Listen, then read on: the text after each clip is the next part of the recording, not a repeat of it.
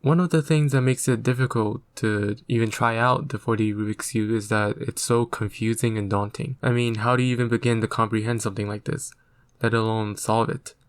Well, this video will do just that. No, I'm not going to teach you how to solve it, not in this video, but I will hopefully give you a better intuition on how this puzzle works, so it's easier when you actually go solve it. First of all, what do I mean by 4-dimensional? What is a dimension? The dimension of a mathematical space or object is informally defined as the minimum number of coordinates needed to specify any point within it. That probably made not much sense, but imagine you have a universe that's basically a line. All objects and creatures, all matter must exist within this line. Let's say you want to use numbers to identify any location on this line universe. How many numbers would you need to name any point on this line? You just need one. Obviously, there are more pieces of info you need to get this coordinate thing set up, like an origin point where you define a 0, as well as units. How much of this line do you go before you count by 1? But once you have those figured out, you only need one number, and you can identify any location on this line. So we call this universe one-dimensional. So we just described a place that's one-dimensional. But dimensions can be used to describe both the space itself and the objects taking up the space. Things that can exist on a line universe would be an infinite line or a line segment. Basically something that only has length but no width or height. But now let's say the world is more than just a line. Let's say it's a plane universe. Now a single number wouldn't be enough to identify any location. I mean, how would you differentiate between this point and this point? With our old method, you'd have to call both locations 1. So we introduce a second number, which solves our issue. Because we need 2 numbers to name any location on this plane, we call this 2-dimensional space. Things that exist here wouldn't be lines, they would be 2D shapes that possess both length and width, or length and height, whatever you want to call it, like squares and circles, among other more complex geometry. If both the line and the plane universe exist simultaneously, what would you see if you were stuck in the 1D universe and you saw a 2D object pass through the 1D space? My best guess is that you'd see a line appear and disappear from existence, because a line is all you can see in a 1D universe.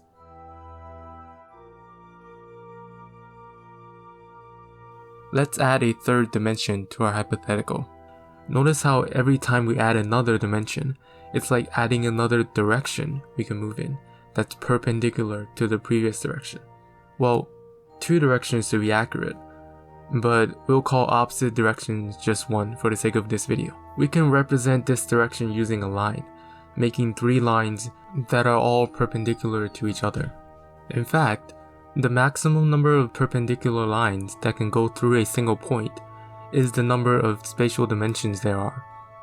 In a 3-dimensional world, you can't have more than 3 perpendicular lines going through a single point. Now 4 dimensions. What happens then? Well, using what we've been doing, we'd have to imagine a point that's completely outside a 3-dimensional world. We'd also have to be able to comprehend 4 lines going through a single point that are all perpendicular to each other. And that's incredibly difficult, if not impossible, because we live in a 3-dimensional world and are restricted by this. If an object's existence surpasses the 3 dimensions we have, we will not get a complete view of it, or any view at all.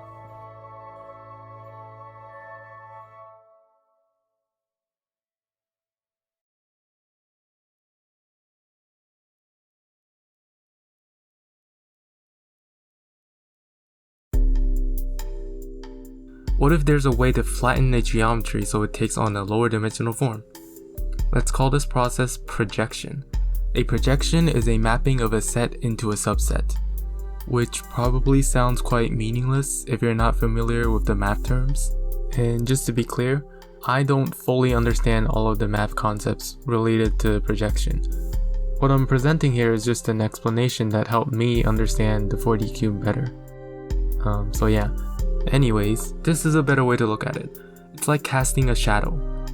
When you shine a light at an object and it casts a shadow, you've basically created a 2D projection of a 3D object. we can take a 4D Rubik's Cube created using math, and then have our computers project it into 3D so we can get a visual view of it. But first, we'll try projecting a 3D Rubik's Cube into 2D to understand what we see from 4D. So, we have here a hollow 3D Rubik's Cube. We have a light source right in front of the green face. It's our projector. We also have a wall to project onto. By the way, I got this idea from another video on 4D that I'll put in the description. I'll also link other videos on 4D I've found while doing research for this video. So we turn on the light and it reveals a shadow on the wall. Typically, shadows are gray or dark, but I made it so that the shadows show color based on which side it's from, to better differentiate between each side. Notice how the green side that's closest to the light source is overlapping the other faces. If the green side was opaque, it would actually obstruct the view of the other faces, so we make that face hidden, and now we're left with 5 out of the 6 faces. We'll draw the lines that represent the dimensions. 2 of these dimensions we can see on the projected image. Let's call these the x and the y axis. The third line, which we'll call the z-axis, we can't actually see, not from the perspective of this 2D image. No matter how much we move or rotate in 2D, we can never see this third dimension. Even if we made it so it shows up on the wall, it wouldn't be the actual third dimension. One way to tell is that it's not perpendicular to the other 2 dimensions. From our projection, we can see that the close-in farness of the Rubik's Cube from the light source is converted into scale. It's represented as an inner-outer relationship. The blue is in the center and it's the smallest, because that's the farthest side from the light that we've shown on the cube. The green side that we've just hidden, that's the closest to the light, so that's the largest. If we take dots and move it through the z-axis, we could see the contour of the z-axis and see what our projection does to represent this third dimension. We can visualize the contour of the cube through a wireframe cube. These edges that look diagonal are actually perpendicular to the x and y axis. You may think that I'm pointing out the obvious here, but these things will help us understand the 4D Rubik's Cube later. Now, what if we try to rotate this Rubik's Cube? Again, the side closest to the light source, which obstructs the view, is always hidden.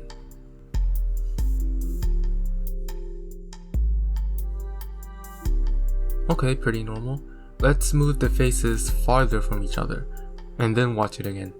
Trust me, this will make sense later.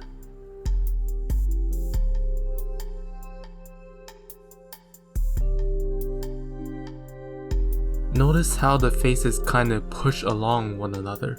The center face goes to the side and then disappears as you rotate more. On the other end, another face comes into view and then takes over the center. Now let's actually go to the 4D Rubik's Cube. The 4D cube we're seeing here is the result of projection done by the computer. Think of it as like a shadow of an actual 4D Rubik's Cube.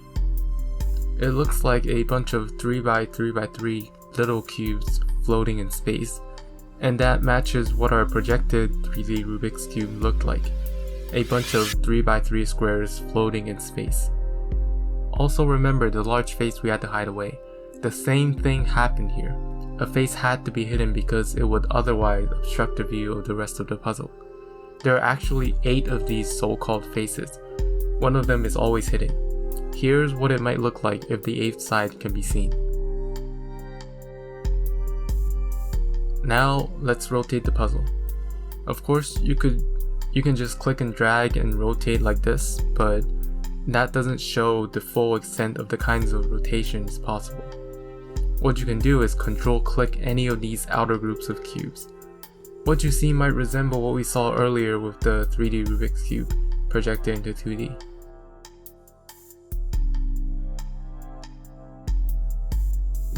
Putting a wireframe to outline the contour of this 4D cube and looking at these diagonal edges, these are the lines that represent the 4th dimension, or the 4th axis. After having seen the 3D cube projected into 2D, this should be a bit easier to understand. And yes, these edges are technically perpendicular to the rest of these edges, but they won't look like it because of projection. I feel like anytime someone discusses a 4D to 3D projection, they have to mention that technically you're looking at a 4D object projected into 3D, and then it's projected into 2D so it can be shown on a computer screen.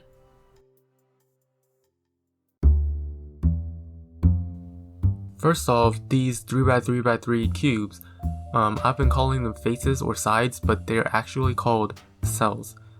Each of these little cubies are stickers. A 4D Rubik's Cube has 3D stickers. And then we have the pieces. Just like on the 3D cube, pieces have stickers on them, but here, the piece itself is invisible, so we only see the stickers. So they look like they're floating in space. There are 4 types of pieces, one extra type than on the 3D Rubik's Cube. We have the one color center pieces, or 1C piece, and they're located at the center of each cell. We have the 2 color face pieces, or 2C piece.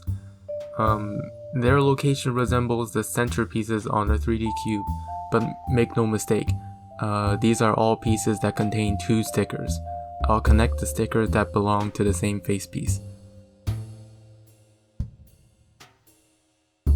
Then we have the 3 color edge pieces. On a 3D cube, a 3 color piece will be a corner piece, but here it's an edge piece. These stickers are located similar to edge pieces on the 3D cube, hence the name. This is how each of the edge stickers come together to form edge pieces.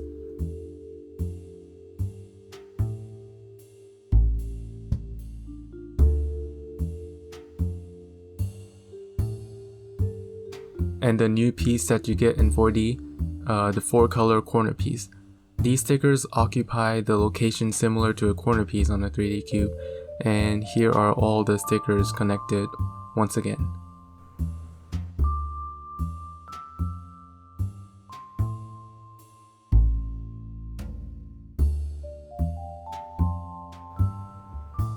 To make a turn on this puzzle, simply click on any sticker other than the sticker of a centerpiece. A left click is a counterclockwise turn and a right turn is a clockwise turn. On the 3D Rubik's Cube, each side either turns clockwise or counterclockwise. In this puzzle, each cell can turn in many more ways due to it being cubes.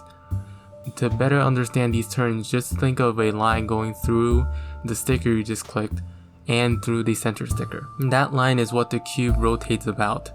It goes without saying, but when you make a turn on a cell, it not only rotates the cell, but it brings a whole layer with it, because we're moving pieces, not just stickers. Let's just look at some one-move scrambles. To deduce what move was just done, you just look at where the stickers are and where they belong. You can see that these white stickers and these green stickers are swapped. These cyan stickers and the purple ones are swapped, and the yellow and the blue ones are swapped. Well, we have a move that does that. If you look at an edge rotation, that's exactly what it does. This is the sticker that we have to click on. That's where we want the surrounding stickers to rotate about. And because these stickers are swapped, it doesn't matter which direction we go in. Both clockwise or counterclockwise will work. Let's look at another one. Here we see that these green, cyan, and white stickers are in the 3 cycle. Same with the purple, blue, and yellow. And we have a move to fix that. A corner rotation of a cube does exactly that.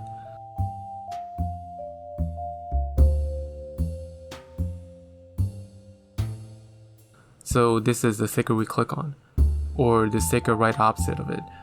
On this puzzle, there are always 2 opposite stickers that perform the same turn. This time the direction matters. The white stickers have to rotate counterclockwise in order to get back to their original location. So we do a counterclockwise turn on this sticker. Okay, last one. You can probably guess what kind of turn this is, seeing as we only have one we haven't looked at. And you probably can quickly tell what move to make. It's this turn by clicking this face sticker. All in all, turns that involve face pieces are the easiest to understand because they're like typical cube rotations you'd see on a 3D Rubik's Cube.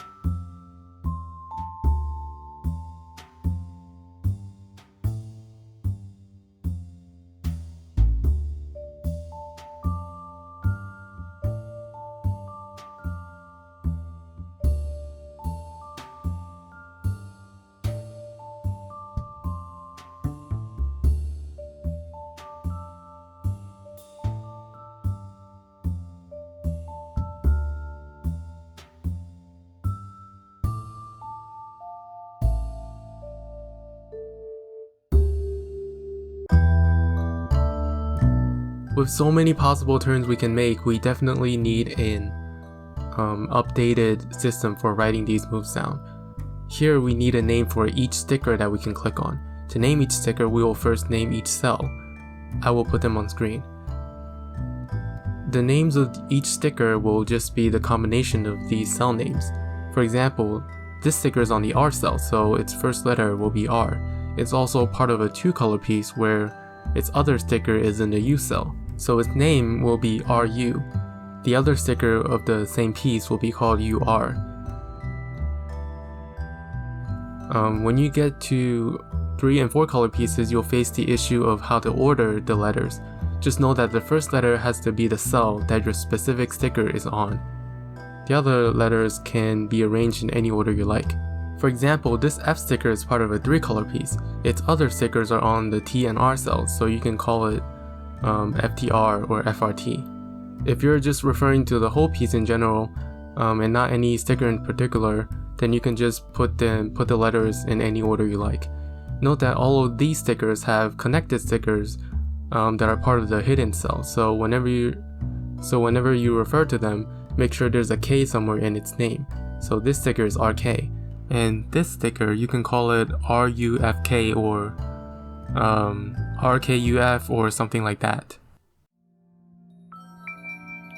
Even as we progress to 4D and higher dimensional puzzles, yes, there are 5D, 6D, and 7D if you're up for the challenge, we don't have to throw away our 3D algs. There are a few ways we can apply our 3D algs onto this puzzle. Firstly, we can convert each move to the K stickers. By K stickers, I mean the stickers RK, LK, FK, UK, DK, and BK. Any sticker with a K as its second letter. There are 6, as I just mentioned, and we can assign each of the 6 faces on the Rubik's Cube to one of these stickers. So this conversion goes like this. When we do an R on the Rubik's Cube, it's like doing an RK on the 4D Rubik's Cube. Let's try doing a soon using this conversion.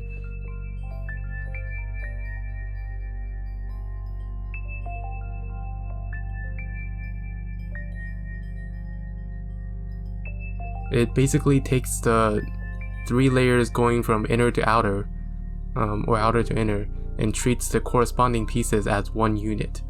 If that doesn't make sense, you'll just take a look. If we ignore the purple cell at the center and take out a 3D Rubik's Cube, you can see that it matches perfectly. For this comparison, I purposely placed the 6 standard Rubik's Cube colors on the outer cells. And we can actually derive other ways to apply 3D algs.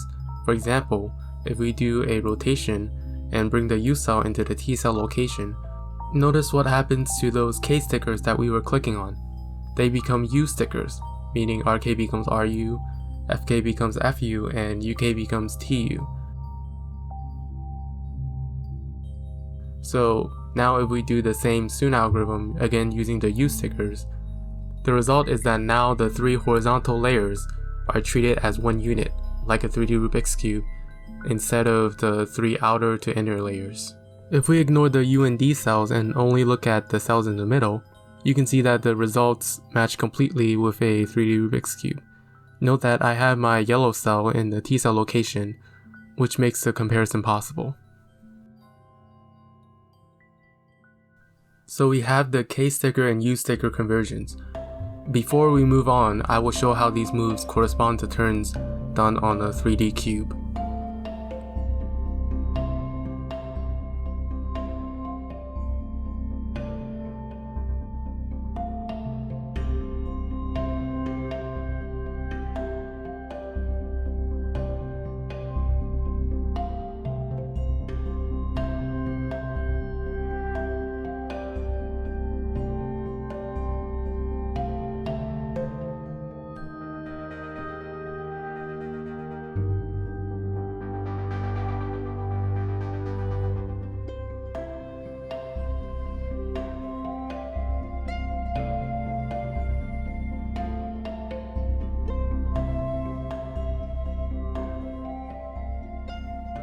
Another kind of conversion I will show you is called RKT.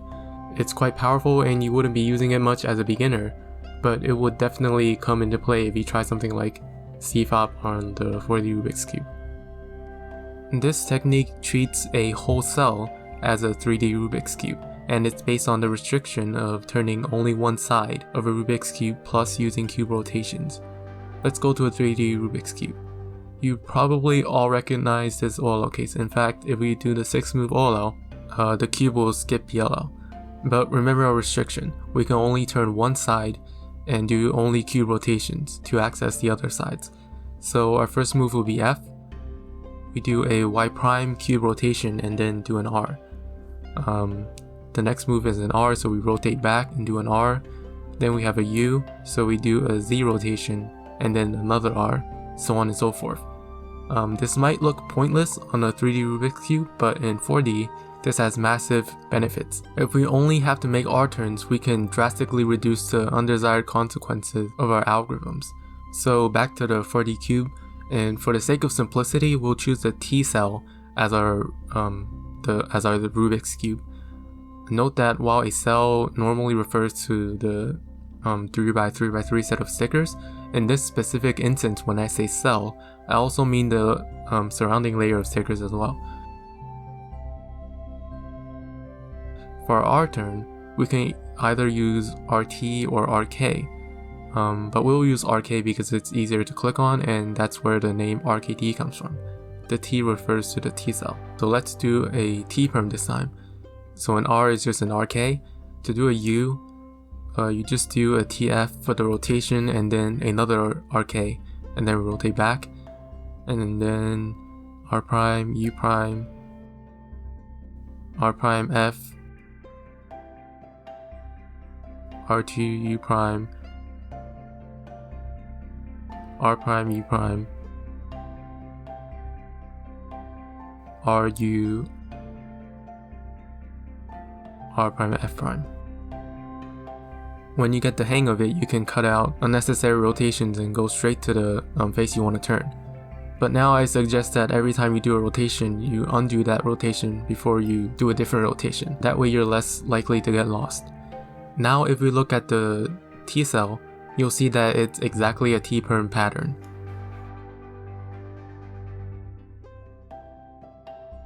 By using RKT, you can cut down the damage of your solved pieces to just the R layer.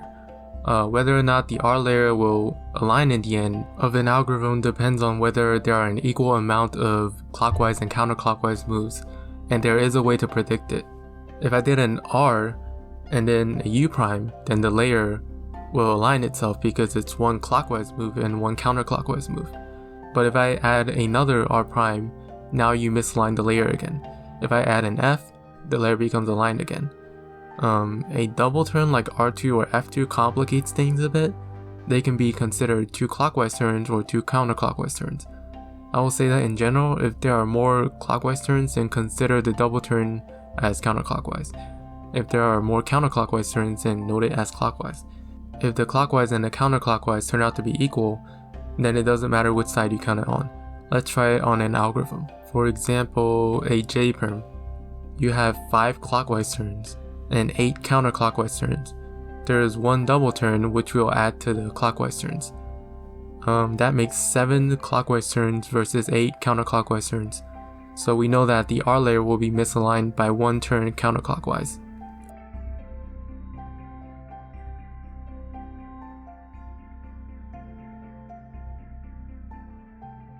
One downside of using RKT is that you really do have to know the algorithm consciously. If you typically rely on just muscle memory to execute your algs, you might have to relearn those algorithms. You can also perform RKT from a different angle. If we push the U cell into the center, watch what happens to the old T cell and the RK sticker. It becomes the D cell and the RU sticker. We can do the same RKT as RUD. When you use the D cell as your 3D cube, the orientation doesn't change. This is still the top face, and this is still the R face. But the projection does make it difficult to see how the RU sticker controls the R face. Let's try an RU R prime U prime using this, since this is something I actually use in solves. So to do an R, now you do an RU. To rotate the U face to the right, you would do a df, and then r prime, u prime. If we move the D cell back to the T cell location, you can see that we simply did RKT just from a different angle.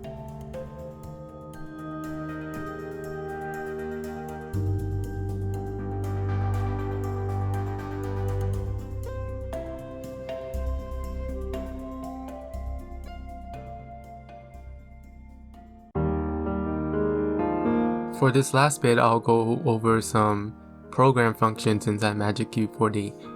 I'll go over how to set custom colors on the puzzle and how to let computer automate algorithms using macros. To change colors, it's quite easy, but you will have to do some digging to find the hex or RGB values for the colors you want. I recommend a Wikipedia page called Web Colors. Go there and find 8 colors that you want. Then note down either its hex values or its RGB values. Interestingly, you can even get a mix of hex and RGB, and this will still work. In the same folder where your Magic Cube 4D is, make a text file called face colors. Place your hex values or your RGB values in there. If it's a hex value, put a pound symbol before it and have all 8 numbers one after the other. If it's an RGB value, have a comma between the R, G, and B values, and then have a space between the different RGB values. To get colors to go on certain cells, you're gonna have to experiment. What I do know is that opposite positions correspond to opposite cells. So the first color and the 8th color will be opposites, the 2nd and the 7th will be opposites, and so on. If you want to just use the colors I use, I'll put mine in the description.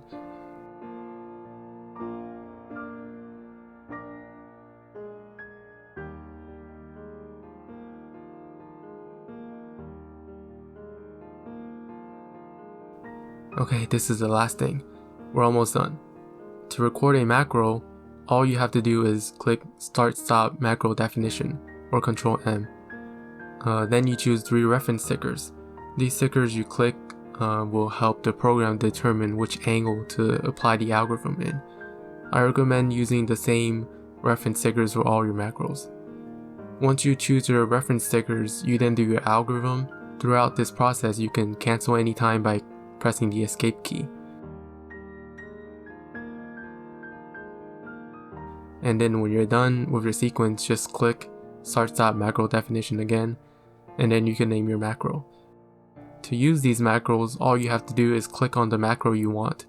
Click on the reference stickers, and then the program will perform the alg for you. If you figure out some nice algorithms that you don't want to lose, you could save these macros into a file. If you want to apply a setup move but don't want to have to undo them, you can also get the program to do that for you.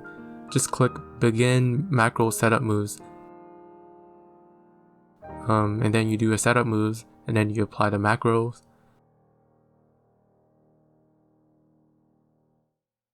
Then the program will undo your setups for you. It is your choice whether you want to use macros or not. Most of the time, the algs I use are quite manageable, but if you have a really long commutator, then you might consider using this. Hopefully this gave you a bit more insight into understanding how a Rubik's Cube can be scaled into higher dimensions. If you want an actual guide to solving this puzzle, I'll put some links in the description. I might also put out a walkthrough solve of this puzzle later. Alright, see you soon.